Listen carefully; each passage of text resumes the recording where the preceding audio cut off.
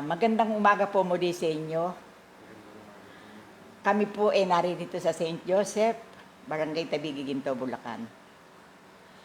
Ngayon po ay May 1, 2026. Labor Day po ngayon. Kaya hindi ko po kayang ipaliwanag kung ano ito na aking gagampanan sa araw at oras na ito. Mga kapatid kong nakikinig sa akin na nagmamahal sa St. Joseph Chapel, alam nyo na ang aking ginagawa, binabasa ko lang. Nakikiramdam lang ako kung ano bibitiwan kong salita, nasabi ko ng lahat, tsaka ko lang naintindihan. Kaya kung sakali man sana na kayo ay nakikinig, sana ayusin nyo ang inyong pakiramdam. Kasi hindi basta-basta ganyan lang ang magsalita sa kapwa. Mahirap humatol sa kapwa.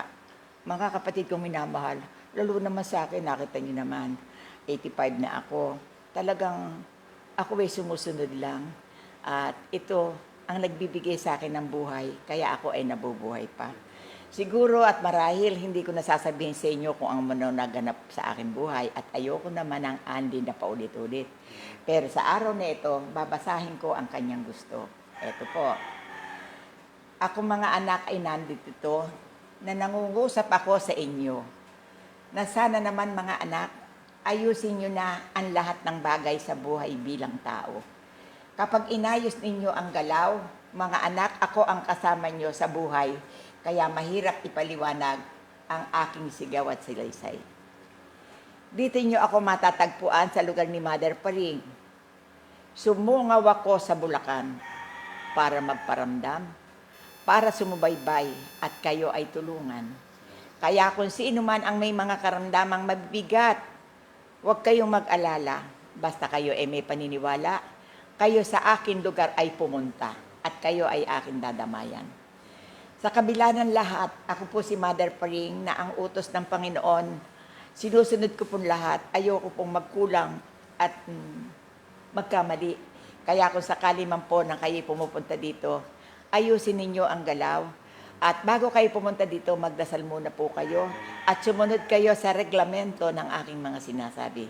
Kaya sa araw na ito, ako po nagpakilala sa inyo na ako'y inutusan. Ang aking pong gagamutin, yung po bang namimigat ang paa?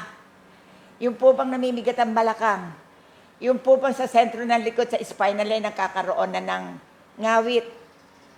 Yung pong namimigat ang ulo, sa lalamunan lang po yan.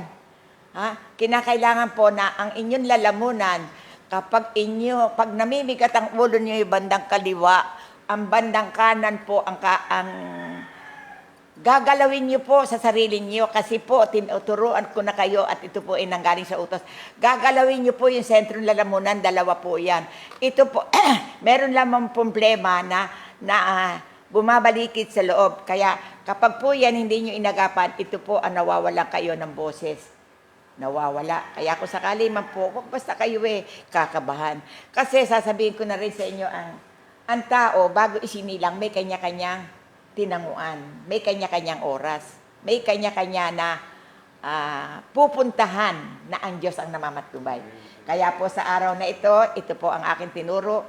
Lalong-lalo na po yung namimigat ang balakang. Mga kapatid, narito ako. Hindi ko hangad na kayo ay pumunta. Maglangis kayo ng yog, uminom kayo ng 4 na kutsara, 5 o 6, depende sa kaya ninyo. Basta iyan, hihilab, mababawasan. Hindi mapepending ang inyong mga dumi sa loob. Binago ko na po dumi ng katawan. Kaya isang maligayang pagbati ng Mother Paring sa May 1, 2026 na kayo ay magsikap na. Hindi basta puro ang inaasahan ninyo, doktor. Lalo na sumisigaw ako doon sa mga may sugat. Mga kapatid kong minamahal, kinakailangan bilisan nyo ang langgas. Marahil po nanonood kayo ng Facebook Mother Paring, hindi po ba nakita ninyo? Naka-Facebook po ito. Yung po bang bus ng isang babae na kung paano po binigyan ng Diyos ng kaloob. Kung paano po maglinis, ayusin, magdasal at wala pong imposible. Kaya po ang nagpupunta dito sa aking kinaroroon ay dugtong buhay. Kaya itong lugar na ito ay isang himala ng Diyos. Ang tawag ko po rito ay isang maralitang bahay dalanginan. sa lugar po ni Mother Paring. Kaya ito po, inayos ko, hindi po ang inayos ko yung bahay ko, ang inayos ko po ang mga silungan ng tao. Kaya kayo pong mga naririyan, ako po ay nanawagan, lalo-lalo sa mga may prostate, kinakailangan po ito, ayusin ninyo, makinig lang po kayo. Kung wala po kayong perang pamasahe, magtiyaga po kayong makinig sa akin at ituturo ko po sa inyong dahan-dahan. Basta po, walang gulang mawawala ang langis, labatiba,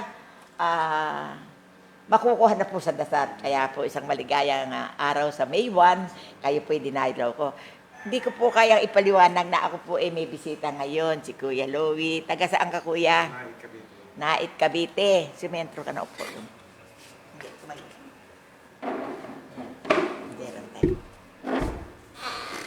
Alam mo ba, ito ang banggit sa'yo ng Diyos. Akin na yan. Ito, Kuya Louie, ito. Ikaw anak kay akin, sadyang tinitingnan.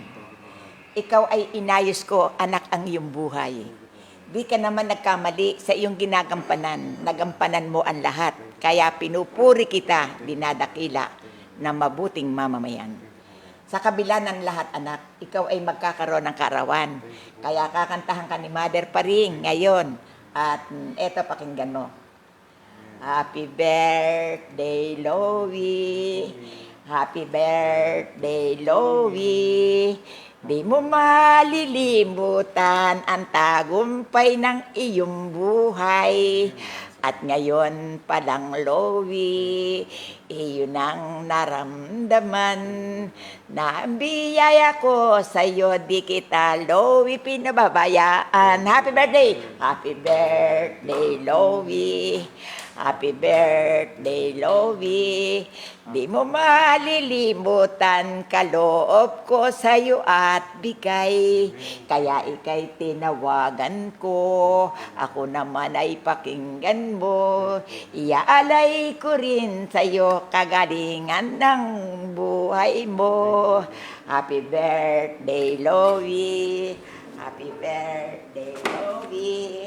Di mo malilimutan ang kaloob sa'yo, ikay. At ikaw ngayon dito ay sadyang inalayan.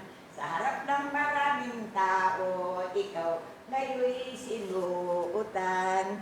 Happy birthday, Louie. Happy birthday, Louie. Di mo malilimutan ang Diyos sa'yo na matnubay. Kaya ngayon, anak Louie, ako'y sadyang naririto. Ang magandang pangungusap ko, Louie, ikaw ay panalo. Louie, ako nagsalita, di ko alam yan. Tanging ang gatong salita. Nang ikaw, Louie, ay akin sadyang inalayan. Ang paglubay ko sa iyo, Louie, ay bali-bali sa likay. Kaya ituloy mo lahat yan at ito'y pag-iingatan paglubay ng Ama sa kapangyarihan. Amen, Kuya Louie. Thank you. Alam mo, marami akong naging, ewan ko kung sino ka. Pero ang sabi ng Panginoon hindi ako naman nagkakamali. Ito sabi, Louie, pakatandaan mo.